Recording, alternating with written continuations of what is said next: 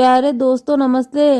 आज मैं आपको सूर्य भगवान की मनोकामना पूरी करने वाली कहानी सुनाऊंगी, तो कहानी को पूरा जरूर सुनना। सूर्य भगवान पूरे विश्व को रोशनी देते हैं और यदि उनके वार के दिन उनकी कहानी सुनी जाए तो वो बिना मांगे अपने भक्तों को फल दे देते हैं। बहुत पहले एक ब्राह्मण रहता था। वो सुबह नहा धोकर सूर्य भगवान की कहानी सुना करता था, पर घर में आते ही उसकी पत्नी रोज उसे ताना मारती कि अपनी घर गृहस्थी कैसे चलेगी। घर के बाहर बैठता तो बच्चे उसका अपमान करते, कुएं पर जाकर बैठता तो वहां पानी भरने आई औरतें बैठने नहीं देती। बहुत परेशान और निराश होकर वो पास के जंगल में चला गया। जंगल में एक सूखा तालाब और तालाब के पास एक सूखा पीपल का पेड़ था। ब्राह्मण ने सोचा यह अच्छी जगह है। उसने नहा धोकर पूजा पाठ किया और तत्पश्चात उसने सूर्य भगवान को अर्घ दिया। अर्घ का पानी बहते बहते तालाब और पीपल की जड़ों में चला गया। अर्घ का पानी जाते ही पीपल का पेड़ हरा भरा हो गया और तालाब दूध से भर गया। सूर्य देव ने ब्राह्मण से कहा, हे ब्राह्मण, तुझे जो मांगना है वो मांग लो। अचानक आई आवाज से ब्राह्मण डर गया। उसने सोचा पता नहीं कौन बोल रहा है।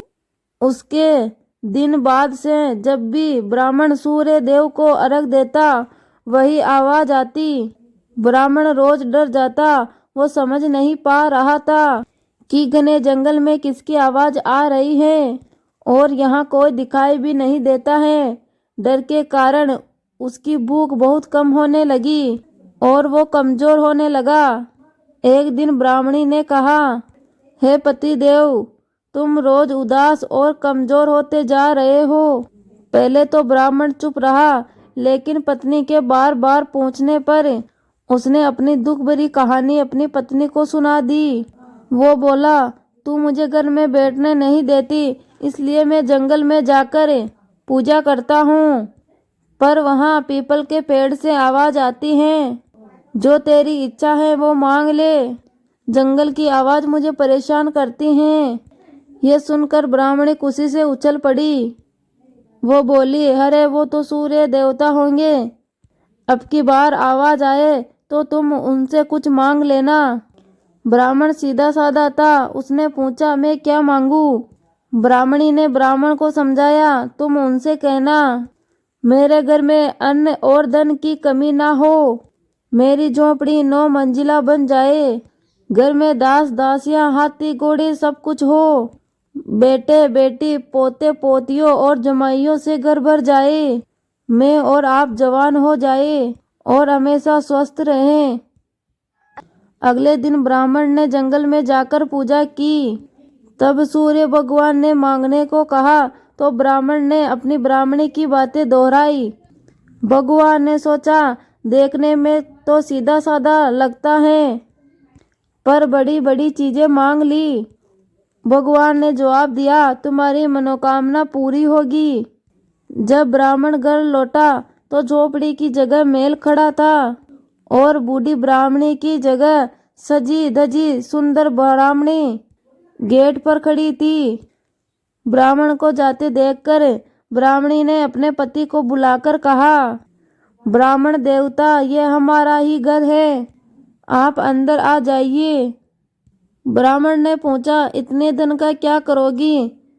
तो ब्राह्मणी ने कहा, कंवारी कन्या का विवाह करूंगी, विवाहित लड़कियों का गौना करूंगी। फिर ब्राह्मणी ने निमंत्रण भेजकर ब्राह्मणों को भोज करवाया और दान स्वरूप सोने का सिक्का दिया। अब सब लोग राजा को छोड़कर ब्राह्मण की जय बोलने लगे।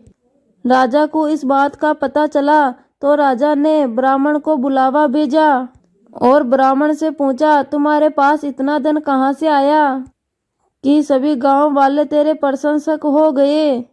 ब्राह्मण ने सारी बात बताकर कहा, ये मेरी नहीं सूर्य देव की जय बोलते हैं। ये सब सुनकर राजा ने कहा, मेरे घर लक्ष्मी की कोई कमी नहीं है, लेकिन भोगने के लिए पुत्र भी नहीं है। पुत्र प्राप्ति का कोई उपाय बताओ। ब्राह्मण ने कहा, आज से घोषणा करवा दीजिए कि आज से सब आपकी जय न बोलकर सूर्य देवता की जय बोले। राजा ने वैसा ही किया और जल्दी ही महारानी गर्भवती हो गई और 9 महीने पूरे होने पर एक सुंदर से पुत्र को जन्म दिया। राजा ने ब्राह्मण को कहा, हम तुझे ऊंचा स्थान देंगे, पर ब्राह्मण ने कहा, मुझे नहीं, सूर्य भगवान की पूजा और आराधना करें, वही सबकी इच्छा पूर्ण करते हैं। जैसा सूर्य भगवान ने राजा को दिया वैसा ही सबको मिले। तो प्यारे दोस्तों, आपको ये कहानी पसंद आई होगी। ऐसी ही कहानियाँ सुनने के लिए हमारे YouTube चैनल को सब्सक्राइब करें।